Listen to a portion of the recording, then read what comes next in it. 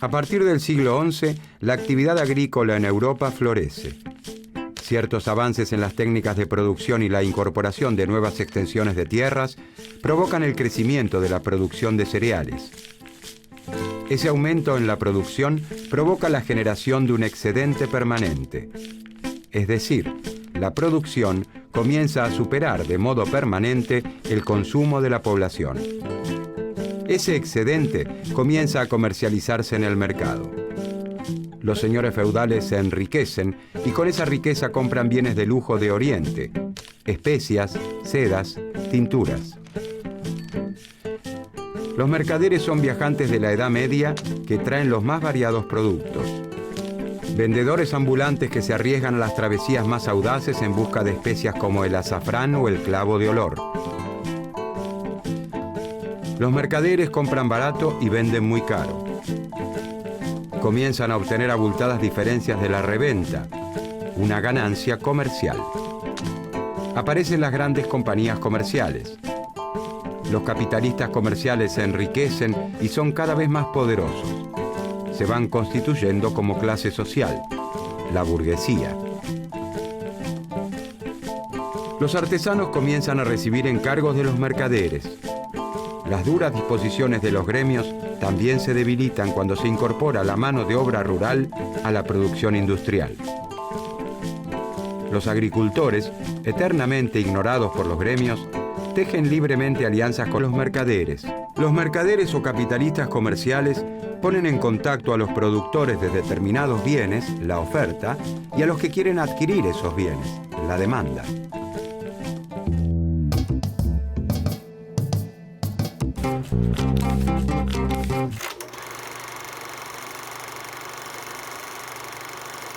Ellos son el agricultor, el artesano, el señor feudal y el mercader. El agricultor, descendiente del siervo del sistema feudal, ha logrado cultivar mayores superficies que su abuelo gracias a modestos avances técnicos. Su trabajo genera ahora un excedente permanente que se comercializa en el mercado. El señor feudal, al igual que sus ancestros, sigue siendo el amo de sus dominios. Pero el excedente permanente de la explotación de sus tierras le ha permitido acceder a algunos bienes de lujo traídos de Oriente. El comercio se ha transformado en la actividad económica más dinámica de Europa, y sus representantes, los mercaderes, como nuestro personaje, obtienen una abultada ganancia entre los que compran en territorios lejanos y revenden en los feudos. Los gremios, asociaciones de maestros, oficiales y aprendices de un mismo oficio, que antes regulaban toda la actividad de los artesanos, resisten como pueden el arrasador embate del comercio, del mercader de nuestro ejemplo y de los demás mercaderes que ahora intentan imponer a los artesanos la cantidad y variedad de bienes que necesitan para el intercambio. El mercader y los demás mercaderes recurren entonces a la mano de obra rural para atender los encargos que les hacen. La mujer del agricultor, sus hijas y otras vecinas del campo comienzan a tejer algunas prendas que el mercader vende en otros mercados.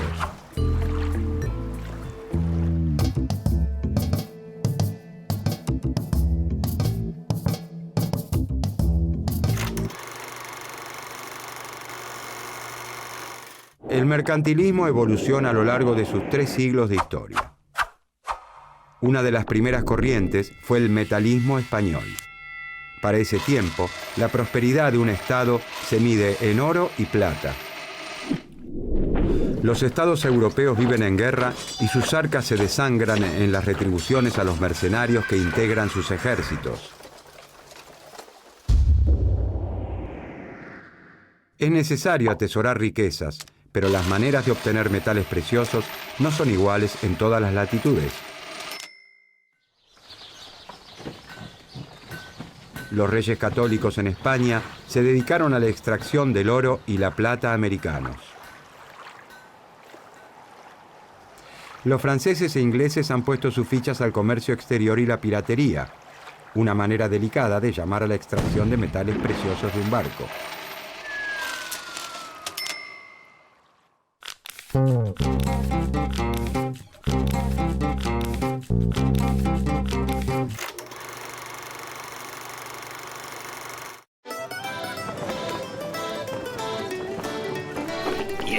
Sí, piratas. Somos piratas. Navegamos por los mares, asaltando en todas partes. ¿Qué es eso? Parece un barco. ¡Capitán! ¡Barco a la vista! ¿Barco? ¿A dónde? ¿A dónde? No veo. Ahora sí. ¿Un barco? ¿La papa? ¡Un barco francés! Ay, el rey Enrique se pondrá muy contento y sus arcas más aún. ¡Ataquemos por Inglaterra!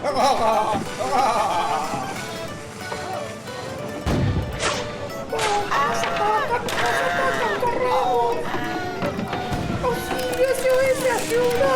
¡Nuestro francés siendo atacado! ¡Sacre bleu!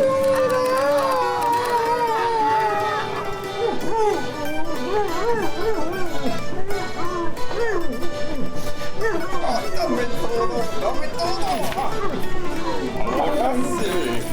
4 para mí, 1 para el rey y 4 para mí.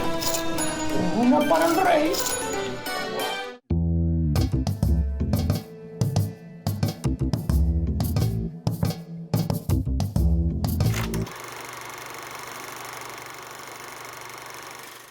A principios del siglo XVII se comienza a alentar en Francia la producción local de manufacturas reales, productos de lujo como tapices, cristales o porcelanas.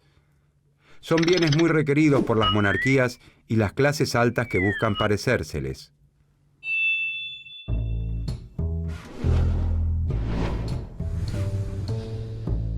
Como ahora se los produce en el país, ya no es necesario importarlos y se reduce la salida de metales preciosos. Pero además estos bienes de lujo se venden a un precio muy superior al de las materias primas con las que son elaborados. Por lo tanto, su venta genera una mayor riqueza. Si además se logra exportarlos, el efecto es aún mayor. No conviene exportar lana de oveja, sino transformarla en hilados y tejidos y venderlas a un precio mayor. En cambio, se estimulará la importación de materias primas para que se produzcan, internamente con ellas, bienes elaborados. En Inglaterra se dictan las leyes de navegación, donde se establece que todas las mercaderías de ese país deben ser trasladadas únicamente por buques ingleses. Para medir el alcance de la política de venderles a otros países más de lo que se les compra, los mercantilistas analizarían la balanza comercial.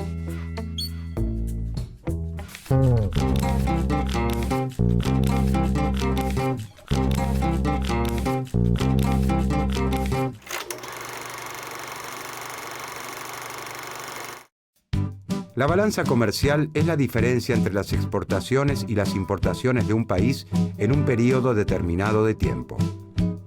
Si las exportaciones son superiores a las importaciones, esto es, si se le vende a otro país más de lo que se le compra, ingresa más oro del que sale y por lo tanto el reino se enriquece. Pero para que la balanza comercial sea positiva, es necesario, de acuerdo a los mercantilistas, defender la industria nacional, regulando el ingreso de mercaderías del extranjero. A esta política se la conoce como proteccionismo. Se entiende por proteccionismo la defensa de la producción nacional y la regulación del ingreso de mercancías. El proteccionismo busca reducir las compras a través de la sustitución de importaciones de bienes elaborados. Como vimos, la producción local de bienes, como en el caso de las manufacturas reales o la aplicación de aranceles a la importación, desalientan las compras del exterior.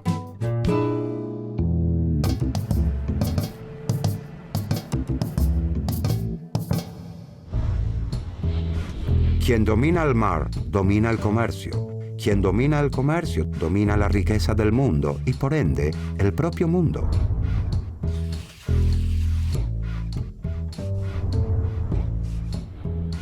Es necesario restablecer o crear todas las industrias, incluso las de lujo, organizar a los productores y a los comerciantes en corporaciones, desarrollar a las colonias y atarlas comercialmente a Francia.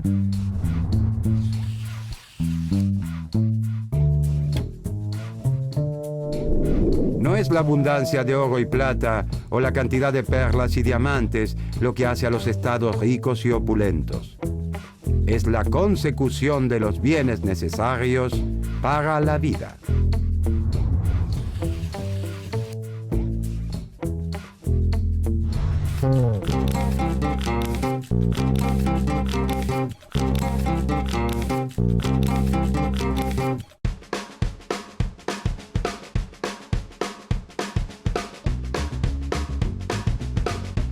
Por una serie de factores que reducen los costos de producción, como las tecnologías utilizadas y los menores salarios chinos, las bicicletas blanquirrojas que fabrica Chanli en China son más baratas que las blanquiceleste que fabrica Raúl en Argentina. A la industria nacional de bicicletas le resulta difícil crecer y hasta sobrevivir, ya que no puede competir con la industria china. El Estado argentino determina entonces que las bicicletas que vienen de afuera, las importadas, deben pagar un impuesto llamado arancel a las importaciones. El arancel hace que las blanquirrojas que fabrica Chanli pasen a ser tanto o más caras que las blanquicelestes que fabrica Raúl. A partir del arancel, algunos ciclistas argentinos elegirán la blanquiceleste nacional a la blanquirroja china.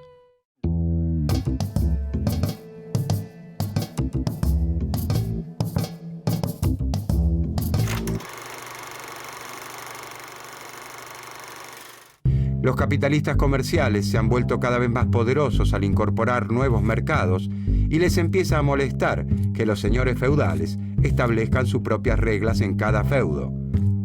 Por eso, comienzan a propiciar la unificación de los mercados. Por otro lado, algunos señores feudales han incorporado a sus dominios extensos territorios. La unificación política de esos dominios da origen a verdaderos estados modernos que se organizan en forma de monarquías. La monarquía es una forma de gobierno donde el poder supremo corresponde con carácter vitalicio a un monarca o rey. Los capitalistas comerciales comienzan a hacerle la corte al rey, hasta convencerlo de la necesidad de fortalecer a los incipientes estados nacionales. Para fortalecer a los estados nacionales como territorios unidos y delimitados, el rey deberá debilitar a los feudos para que se subordinen a su poder. También deberá sostener poderosos ejércitos, controlar mercados y desarrollar el comercio exterior con nuevas rutas comerciales como la que aventuró a Cristóbal Colón a llegar a las Indias.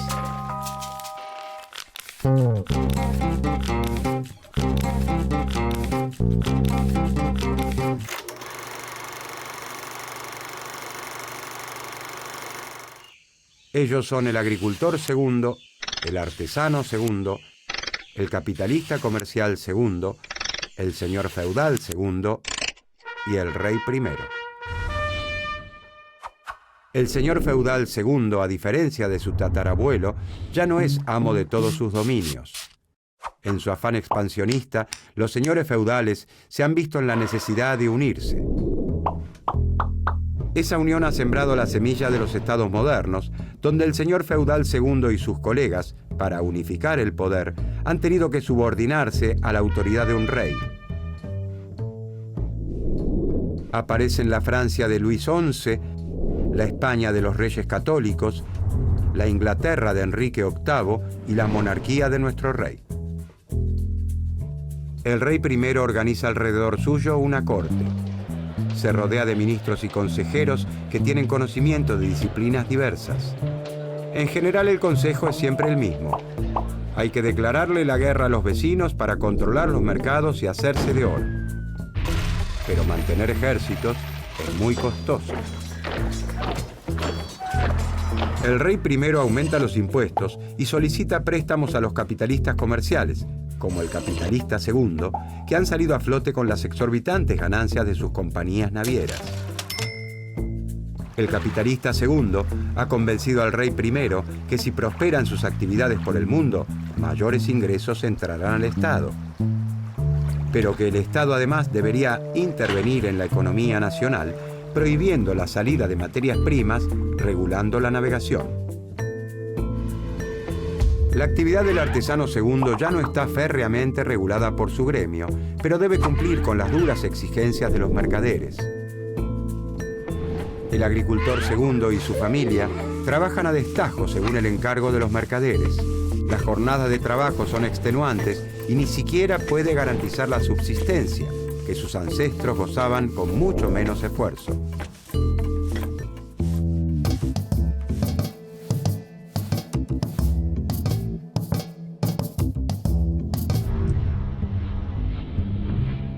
Solamente la abundancia de dinero dentro de un estado marca qué tan grande y poderoso es.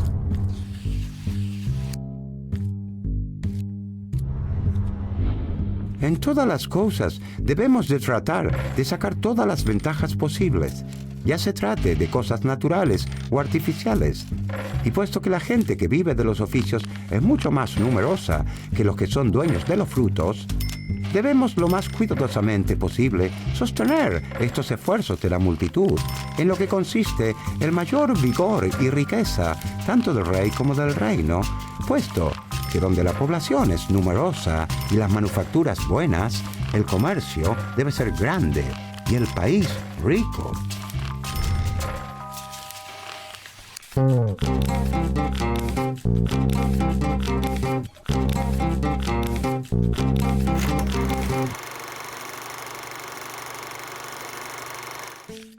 El mercantilismo no fue una escuela de pensamiento económico, sino un conjunto de propuestas económicas que fueron evolucionando a lo largo de 3 siglos de historia. El pensamiento mercantilista rompe las ataduras de la moral y la religión propias de la Edad Media y formula las primeras leyes económicas. El capitalista comercial, constituido en una figura poderosa en el Nuevo Mundo y aliado al monarca, invade el pensamiento de la época. Los mercantilistas recomendaban una fuerte intervención pública para enriquecer a los estados-nación emergentes. Esta actitud, que asumen la mayor parte de los países de Europa, sienta las bases para la creación de la industria nacional. Hacia el año 1600, cuando una serie de invenciones y descubrimientos hacen prosperar las industrias manufactureras y muchos mercaderes contratan artesanos para que produzcan bienes, el proteccionismo, propiciado por los mercantilistas, favorece el desarrollo manufacturero.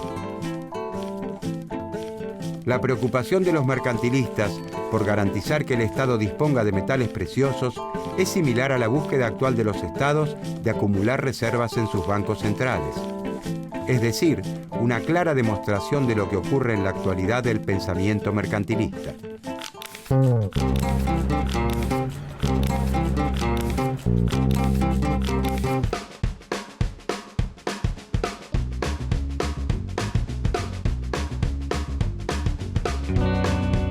Al cobrar aranceles a las bicicletas importadas, como las blanquirrojas de Chanly, el Estado está protegiendo a las fábricas de bicicletas blanquiceleste de Raúl.